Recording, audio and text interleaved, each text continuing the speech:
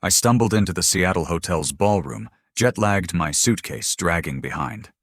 The room was a wreck, torn streamers, dirty plates, my hand-picked family photo collage dumped against a wall. "Nancy," my mother smirked, nudging Dennis. "You missed it, honey, yesterday?"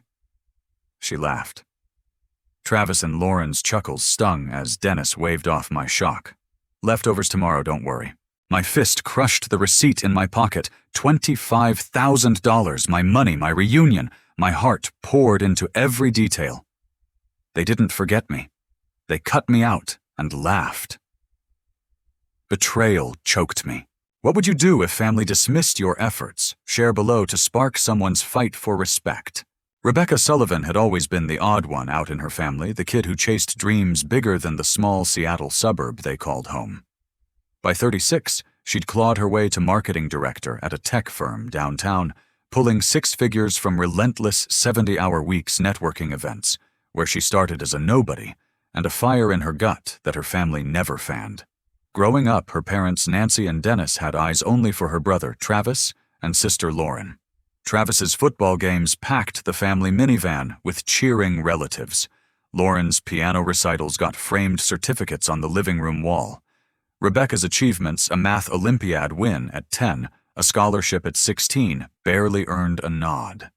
"That's nice, honey," Nancy would say, already turning to Lauren's latest sheet music. Dennis, nose in his newspaper, might grunt.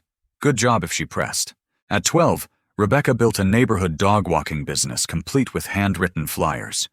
She showed Nancy her first $50, proud as hell. "Cute, but shouldn't you be playing with friends?" her mother said, barely glancing up. By 15, she was coding websites for local shops, saving every penny for college, while Travis's new cleats and Lauren's recital dresses drained the family budget. When Rebecca won a state coding contest, Nancy and Dennis sent Aunt Gladys to the ceremony. They were at Lauren's regional piano competition, a lesser event by any measure. Rebecca stood on that stage certificate in hand, scanning the crowd for a familiar face. Finding none, her family's indifference didn't dim her drive. After college, Rebecca landed a marketing gig in Seattle, grinding through late nights to climb the ladder. Each promotion associate manager director met the same tepid response. "Don't burn yourself out," Dennis warned when she bought her sleek downtown condo. "Why so much space for just you?" Nancy asked, as if Rebecca's success was a puzzle they couldn't solve. Travis, now a car salesman with a flashy grin, got slaps on the back for closing deals. Lauren, a part-time yoga instructor, was praised for her creative spirit. Rebecca's corner office just busy work to them. Last spring, a promotion to marketing director came with a fat bonus, and something in Rebecca stirred a flicker of hope. Maybe now, with her success undeniable, she could bridge the gap with her family. Maybe they'd see her, really see her, if she gave them something big. The idea sparked during a rare call with Travis. "We never get together anymore," he said, sounding almost sincere. "Family's all over the place." His words stuck, growing into a plan, a grand family reunion at the Evergreen Hotel, a swanky spot in Seattle's suburbs. Rebecca would foot the bill every cent to show them who she was. For 3 months, she poured herself into planning, juggling work deadlines and late-night calls with vendors. The Evergreen Hotel, with its sprawling gardens and elegant ballroom, was perfect, classy, but warm, the kind of place that screamed effort. She booked the venue for $10,000, catering for 8,000 accommodations, for 5,000 and 2,000 more for activities and decor. $25,000 total, a chunk of her savings. But to Rebecca, it was an investment in belonging. She designed invitations with old family snapshots, each one a nod to shared memories. She reserved rooms for 20 relatives, including distant cousins like Hannah and Ethan, hoping to make it a full house. Lauren seemed on board during planning calls, though she pushed for extras.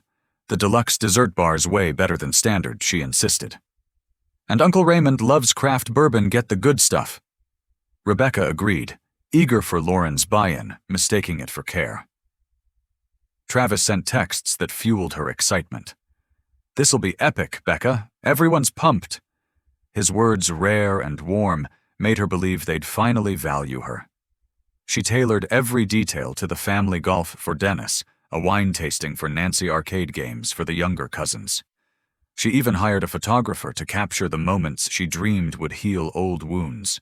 Behind it all was a quiet ache, a hope that this reunion would earn her a place at the family table, not as the outlier, but as someone who mattered. She double-checked dietary needs, remembered Hannah's gluten allergy, Ethan's vegan phase. The main event was set for Saturday, June 14th, a date she confirmed with everyone. Then, 4 days before, disaster hit. A major client at work botched a product launch, and Rebecca, as director, was on the hook. She spent 72 hours in crisis mode, drafting press releases, soothing stakeholders, barely sleeping. By Thursday, the fire was under control, but she'd missed the reunion's welcome dinner. Rebecca fired off texts to the family group chat. Client emergency, stuck at work. Taking red-eye Friday, will be there Saturday for the main event. Everything's paid for, start without me. Lauren replied with a curt, "Okay." Travis sent, "Got it." Nancy's response was a vague, "Work always comes first, huh?" Rebecca read their brevity as disappointment, not suspicion, and pushed through. The trip to Seattle was hell-delayed flight, a mix-up with her rental car, traffic crawling due to a freeway crash. By Saturday afternoon, she pulled into the Evergreen Hotel's lot, her body aching, but her heart lifting. She'd missed the morning games, but the big family dinner was tonight. In her trunk were gifts for everyone, small tokens she'd picked with care. As she walked toward the ballroom, the silence unnerved her. No music, no chatter, just the echo of her own footsteps. Her pace quickened, a knot forming in her gut. The double doors loomed ahead, and Rebecca braced herself, expecting warmth, laughter, family. Instead, she was about to step into a betrayal that would shatter her carefully built hopes. Rebecca pushed open the heavy double doors of the Evergreen Hotel's ballroom, her heart pounding with anticipation, only to freeze as the scene hit her like a slap. The room was a husk of her vision. Silver streamers drooped from one wall, half dismantled, while round tables held stacks of dirty plates and crumpled napkins. Her carefully curated family photo collage, meant to be the centerpiece, leaned against a wall partially covered by a tarp. A cleanup crew shuffled about, stacking chairs, their clatter echoing in the near-empty space. In the corner, her family huddled, gathering bags and coats, their chatter stopping as they noticed her. Nancy broke the silence, her smirk sharp as she nudged Dennis. "Becca, you're late." "The reunion was yesterday," she said, her tone laced with mock surprise, as if Rebecca had misread a coffee date. Dennis chuckled, waving a hand. "We'll bring you leftovers tomorrow, don't sweat it." Travis and Lauren joined in their laughter, slicing through the air, while Aunt Gladys and Uncle Raymond exchanged amused glances. Rebecca stood rooted, her jet-lagged body trembling, the receipt for $25,000 burning a hole in her pocket. This wasn't a mistake. It was a gut punch. Then she saw him. Todd, her old college friend, the one who'd spread lies about her after she turned down his advances years ago. He stood near Lauren, smirking, a glass of what looked like Uncle Raymond's craft bourbon in hand. Rebecca's stomach churned. "What's he doing here?" She managed her voice barely above a whisper. Lauren shrugged, feigning innocence. "Oh, Todd, we ran into him last week. Thought it'd be fun to invite him catch up, you know?" Her giggle was forced, but her eyes gleamed with malice. Todd raised his glass in a mocking toast, and Rebecca's face burned. They'd invited him to humiliate her, to dredge up old wounds in front of everyone. The room spun as Rebecca tried to process it. Yesterday, she said, her voice cracking. The reunion was set for today, Saturday, June 14th. Nancy tilted her head, her pitying smile infuriating. "We switched it to Friday. Everyone was free then. Didn't Lauren tell you?" Lauren looked away, suddenly engrossed in her phone, while Travis busied himself with a gift bag. Rebecca's mind raced. She'd sent texts, confirmed the date, planned every detail. They hadn't just forgotten her. They'd planned this. It made sense. Dennis added, his tone dismissive, as if explaining a minor inconvenience. "You're always tied up with work, Becca. We figured you'd roll with it." The words landed like a brick. Roll with it. She'd spent $25,000, $10,000 for the venue, $8,000 for catering, $5,000 for rooms, $2,000 for extras to bring them together, and they'd rewritten her out of the script. Cousin Hannah, hovering nearby, looked uncomfortable, but stayed silent.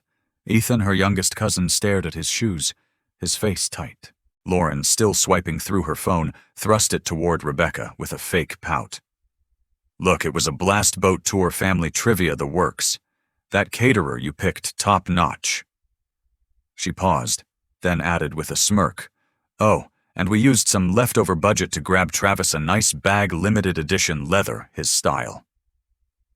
Rebecca's breath caught. Leftover budget, she repeated, her voice low. Lauren froze, realizing her slip, but recovered quickly. Yeah, catering came in under, so we treated Trav. No big deal. No big deal. The words echoed as Rebecca's shock morphed into fury.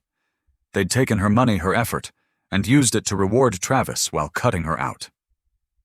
She stepped back, her eyes scanning the room, the half-dismantled photo wall, the scattered gift bags she'd paid for the family who'd laughed in her face. You used my money for that, she asked, her voice steady now, though her hands shook. Dennis frowned, sensing the shift. Now don't make a scene, Becca. It's just a party. A scene. The phrase yanked her back to childhood, her 13th birthday, when Nancy rescheduled her party for Lauren's last-minute recital, leaving half her friends unable to come. It's not a big deal, Nancy had said then, just like now. At 17, when Rebecca's coding project won nationals, Dennis missed it for Travis's football banquet. We'll catch the next one, he'd promised, but never did. Her college graduation, where they showed up late because Lauren needed a ride to a yoga retreat, they'd offered her a slice of leftover cake as if that fixed it. Cousin Kelly approached, her voice soft. I told them to wait for you. Becca split the events over both days. Her words were kind, but they couldn't undo the sting. Rebecca's gaze landed on the dessert table where a few sad cupcakes sat on a once grand three-tiered stand. The premium bourbon bottle, empty, mocked her from a nearby table, Uncle Raymond's treat, courtesy of her wallet. The photographer she'd hired had clearly done his job. Lauren's phone glowed with shots of the family on the boat tour, toasting with glasses of wine she'd paid for, captioned "Family Forever." Blessed. Rebecca's phone, dead from the chaotic trip, was no help, but she didn't need it to know something was off. She excused herself, muttering about checking in, and headed to the hotel lobby, her legs moving on autopilot. The receptionist, a young woman with a sympathetic smile, confirmed her fears. Miss Sullivan. Your family checked out early, said you might not make it. Your suite's ready though, booked through tomorrow, all paid. The words hit like a second betrayal. They'd known she was coming and still left her behind. In her suite, Rebecca plugged in her phone, her hands shaking as it powered on. Notifications flooded in, social media tags from Lauren, Travis, even Aunt Gladys. Photos of the reunion she'd missed, the family laughing on the boat, cutting a custom cake with Sullivan family reunion and icing. Travis holding up his new leather bag, grinning. Lauren's post stung worst, nothing beats family time. Reunion vibes. The irony was a knife. A text from Lauren popped up. You mad chill, you're always working. We didn't think you'd care. Rebecca's jaw clenched. She called Lauren, who answered with a breezy, Hey, you in? When Rebecca pressed, I confirmed Saturday, Lauren. I paid for everything. Her sister's tone turned defensive. Everyone could do Friday, okay? It's not like we forced you to spend all that. Don't be dramatic. Hanging up, Rebecca scrolled through her email, her gut screaming for answers. Then she found it, an accidentally forwarded thread from Lauren to Nancy, dated 3 weeks back. Should we tell Becca about Friday yet? Everyone's confirmed, Lauren wrote. Nancy's reply was a gut punch. She's too busy for family anyway. She'll get over it. The thread detailed the date switch, the decision to invite Todd for a laugh, and a note about using extra funds for Travis's bag. Not one message had gone to Rebecca. She sat on the edge of the king-sized bed, staring at the email, her shock hardening into resolve. They hadn't just excluded her. They'd orchestrated it, used her money, and mocked her for it. Sleep was impossible. By 4 a.m., Rebecca was pacing, her mind racing with the weight of 36 years of being the family afterthought. She called Vanessa, her lawyer friend, spilling the story in a rush. They planned this mess weeks ago, and they laughed. Vanessa's voice was steady. This isn't just thoughtless, Becca. It's calculated. What do you want to do? Rebecca didn't know yet, but as dawn broke, she knew one thing: she wasn't swallowing their leftovers anymore. The brunch they'd promised would be her stage, and she'd make sure they faced the truth. Rebecca barely slept, her mind replaying the email, the laughter, Todd's smirk, a reel of betrayal that fueled her resolve. By 6 a.m., she was in the hotel's dining office, meeting Greg, the manager, her voice steady despite the knot in her chest. I need the private dining room for a brunch at 9, full gourmet, spread fresh, everything, no leftovers, she said, emphasizing the last word. Greg nodded, catching her tone. Omelette station, fresh pastries, prime rib, mimosas, the works, he asked. Exactly, Rebecca replied, and a round table, 8 settings, no head seat. She wanted no hierarchy, just equals facing the truth. She texted the family group chat, at 7:30, brunch at 9, Cedar Room, resort staff will guide you. All welcome. Responses trickled in. Nancy's, see you packing the leftovers. Travis's, I'm in. Lauren's, fine, but we're out by 10. Dennis's, looking forward. Rebecca didn't reply, her focus on the confrontation ahead. She called Vanessa, her lawyer friend, who agreed to join her, voice calm but firm. I'll back you up, Becca. This is your moment. At 8:30, Rebecca stood in her suite, slipping into a tailored navy blazer, crisp white shirt, and black slacks, her power outfit, armor for the battle. She fastened a silver bracelet, a gift from her late grandmother, its weight a reminder of her worth. Her hair was pulled back, makeup sharp, but understated. This wasn't about looks, it was about standing tall. She arrived at the Cedar Room early, inspecting Greg's work. The round table gleamed with fine china crystal glasses and a centerpiece of white roses. Silver chafing dishes lined the buffet, chefs in crisp uniforms, ready at the omelet and carving stations. A mimosa bar sparkled with fresh juices and champagne. Perfect, Rebecca whispered, her nerves steadying. At 9 sharp, her family arrived, a cluster of familiar faces: Nancy and Dennis, Travis, Lauren, Aunt Gladys, Uncle Raymond, Hannah, and Ethan. Nancy carried 2 insulated bags, presumably the promised leftovers, her smile faltering as she took in the lavish setup. What's this? Dennis asked, brow furrowed, setting down his coat. Good morning, Rebecca said, her voice calm, gesturing to the table. Please sit anywhere. Lauren's eyes narrowed, sensing a trap, while Travis shifted uncomfortably. Nancy lifted the bags. We brought the leftovers, Becca, this is overkill. Rebecca smiled faintly. No need for those. This is fresh. The family hesitated, exchanging glances, then sat there, unease palpable. Vanessa, in a sleek gray suit, took the seat beside Rebecca, her presence a quiet anchor. Chefs served mimosas and coffee, the clink of glassware filling the tense silence. Lauren broke it, her tone sharp. Is this some big statement because it's giving passive-aggressive? Rebecca folded her napkin in her lap, unfazed. Not at all. I just thought we deserved something fresh, not scraps. She leaned forward, her gaze sweeping the table, voice steady, but laced with steel. I've been reflecting on our family, especially after yesterday. For 36 years, I've accepted the leftovers of your attention, respect, and care, always after everyone else got their fill. Dennis muttered, Here we go. But Rebecca didn't flinch. I'm asking for 10 minutes, Dad. You've had my whole life to talk. His mouth closed, stunned by her directness. She turned to Lauren, pulling out her phone, the email thread glowing on the screen. 3 weeks ago, you coordinated a date change for the reunion, knowing I was paying $25,000, $10,000 for the venue, $8,000 for catering, $5,000 for rooms, $2,000 for extras. You wrote, Becca's too busy for family, she'll get over it. Lauren's face paled, her protest weak. That was private. Rebecca's voice didn't waver.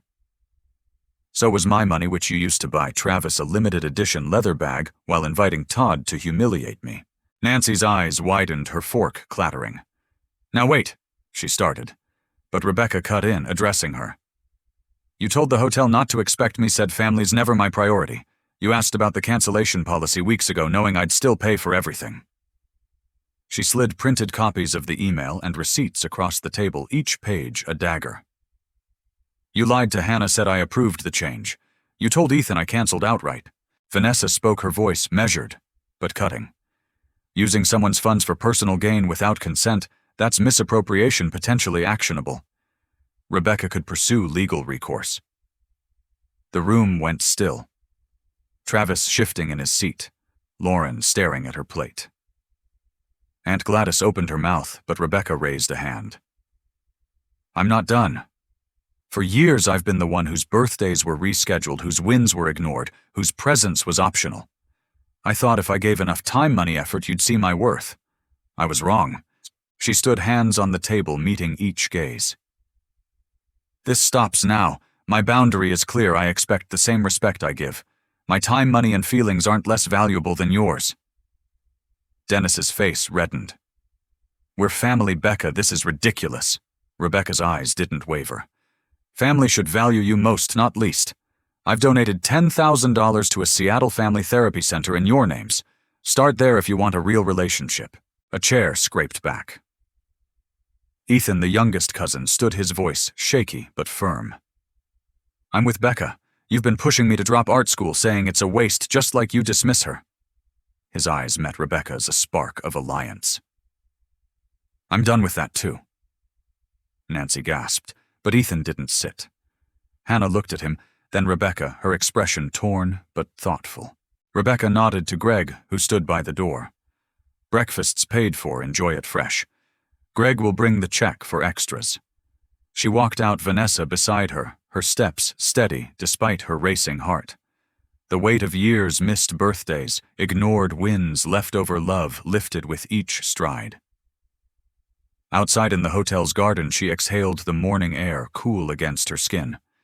Her phone buzzed, Ethan's text. Thanks for saying it. Can we talk later? A flicker of hope, stirred, small but real. Vanessa squeezed her arm. You did good, Becca. They'll feel that. Rebecca nodded, her resolve solidifying. The brunch was just the start. She'd no longer settle for scraps, and she'd make sure Ethan didn't either. Rebecca walked the Evergreen Hotel's garden paths after the brunch, the cool Seattle air clearing the fog of confrontation. Ethan's text. Thanks for saying it. Can we talk later? Glowed on her phone, a small but real lifeline. Vanessa's words echoed. They'll feel that. Rebecca wasn't sure what came next, but for the first time she felt unburdened, her steps lighter, despite the raw ache of betrayal. She wasn't chasing her family's approval anymore. She was choosing her own worth. Back in Seattle, Rebecca booked sessions with Dr. Lisa Harper, a family therapist whose calm presence cut through her chaos.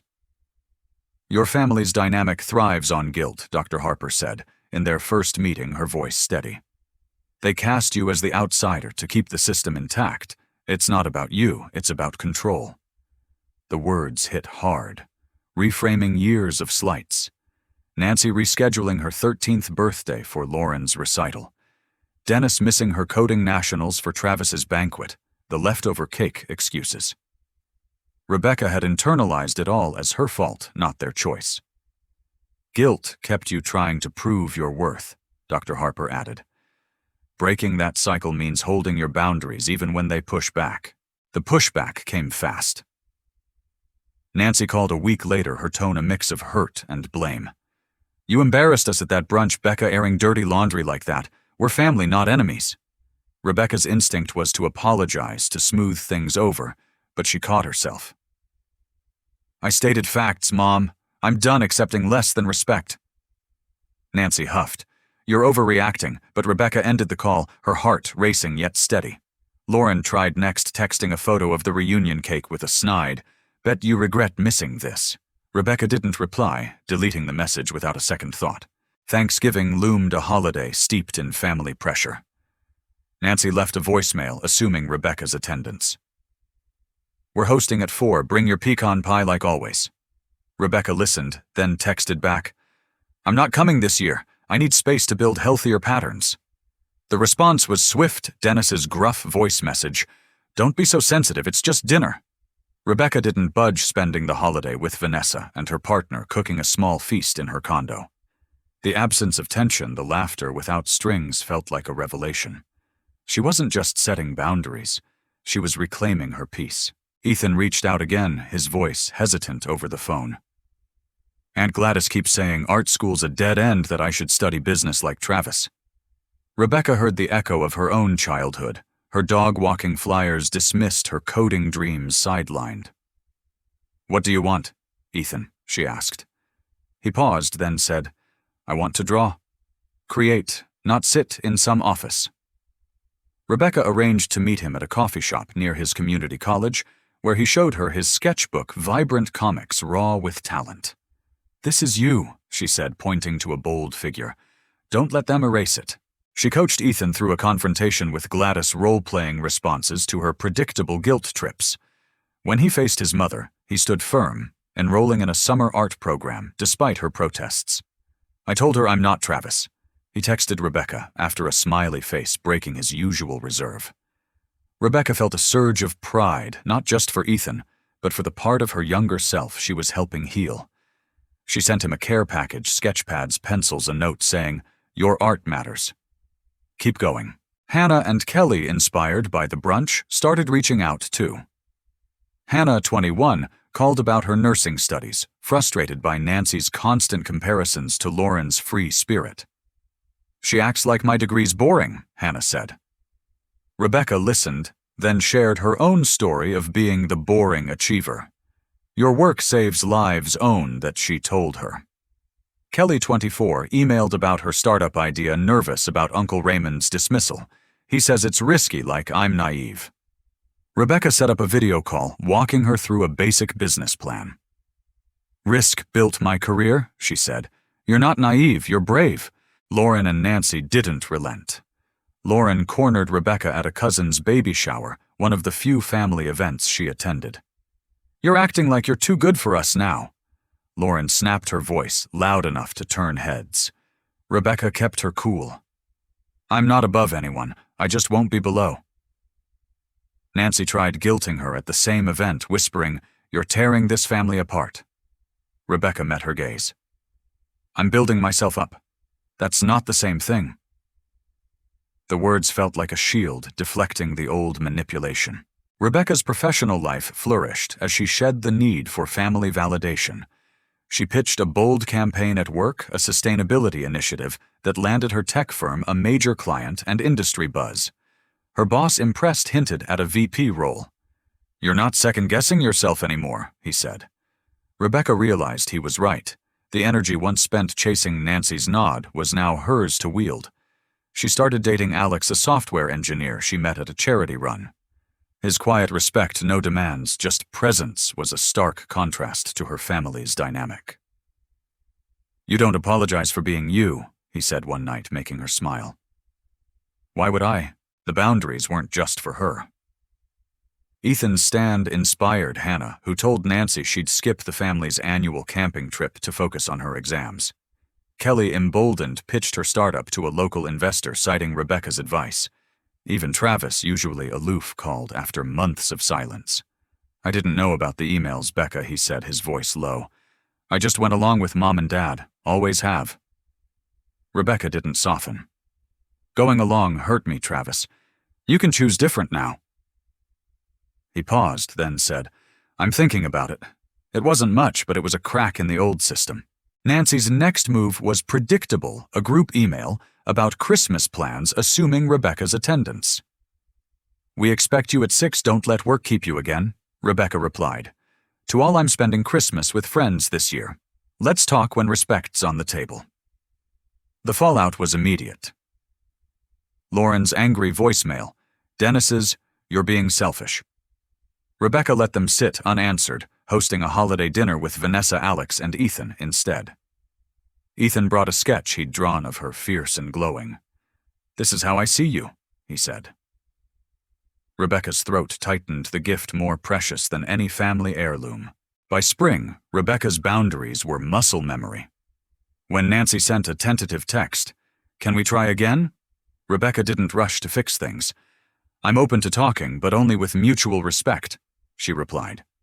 The silence that followed didn't scare her. She'd built a life that didn't hinge on their response. She organized a dinner at her condo, inviting Vanessa, Alex, Ethan, and Hannah, who'd started setting her own limits with Nancy.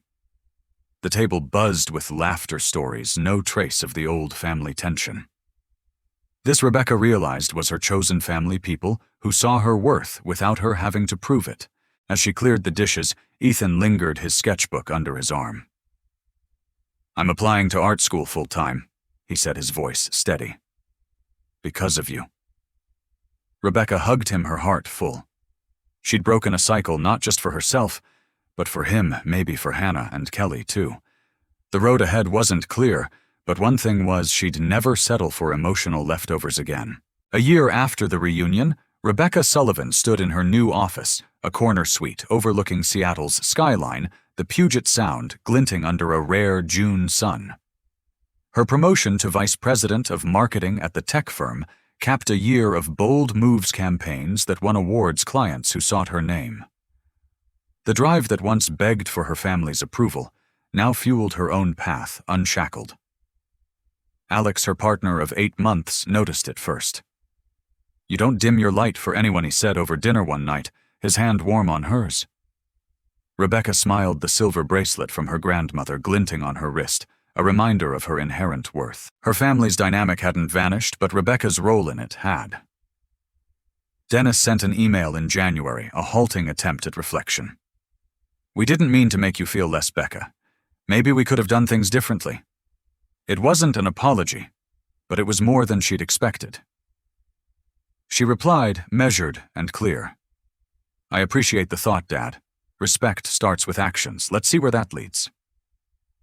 His silence since didn't sting. Her peace no longer hung on their response. Nancy's overtures were sporadic texts about small family events laced with subtle guilt.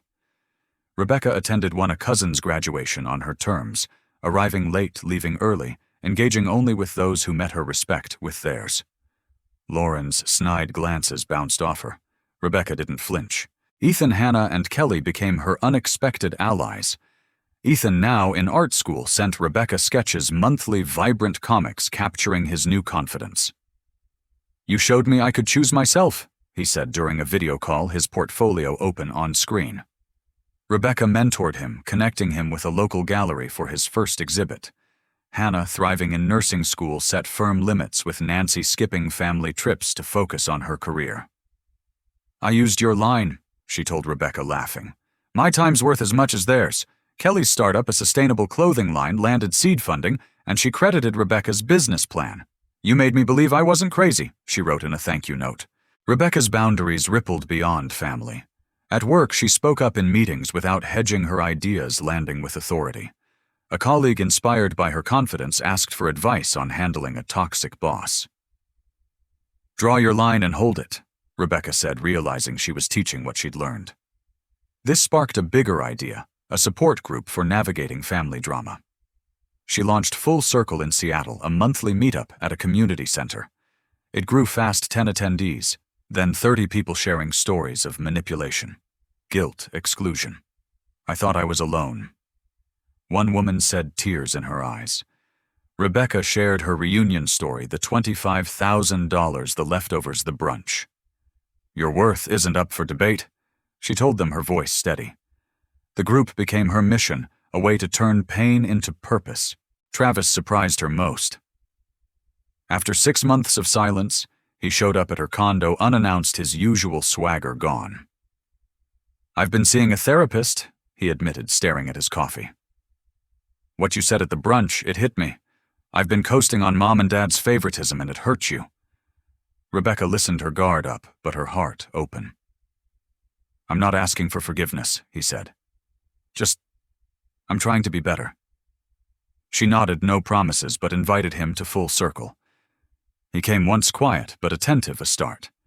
Their talks grew slow, cautious but real. Nancy and Lauren resisted change. Nancy's Christmas invite came with the old script, "You'll be here right, family's family." Rebecca declined hosting her own gathering with Alex, Ethan, Hannah, and Vanessa. Lauren's texts stayed sharp, accusing Rebecca of abandoning them. When Rebecca didn't bite, Lauren's messages dwindled to holiday emojis. Rebecca didn't chase. Her energy was for those who showed up. Dennis, caught between old habits and new awareness, called once. "Why's everything so complicated now?" he asked, frustrated.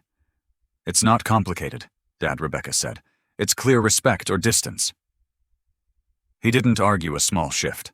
Rebecca's life expanded in ways she hadn't imagined. She and Alex discussed moving in together, their talks grounded in mutual trust. "You've built something solid," he said, gesturing to her condo, her career, her circle.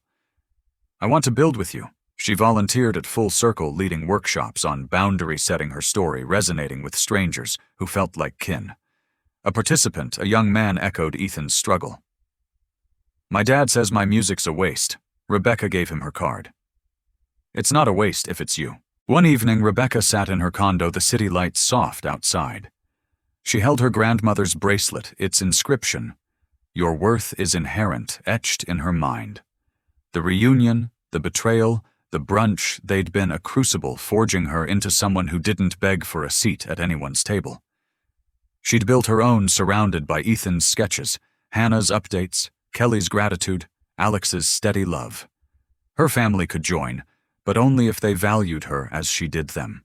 At Full Circle's one-year anniversary, Rebecca spoke to a packed room. "I spent $25,000 to learn my family saw me as leftovers," she said. "But I learned something bigger. My worth isn't theirs to define." The crowd nodded, some wiping tears. Ethan in the back held up a new sketch, Rebecca, radiant, unbreakable. She smiled, her heart full, knowing she'd broken a cycle not just for herself, but for those who'd come after. Rebecca stepped outside, the Seattle night crisp. She looked at the skyline, her reflection faint in the glass. The girl who'd once chased approval was gone, replaced by a woman who knew her value, unshakable, inherent, hers. Whatever came next, she'd face it on her terms, never settling for less than a full plate.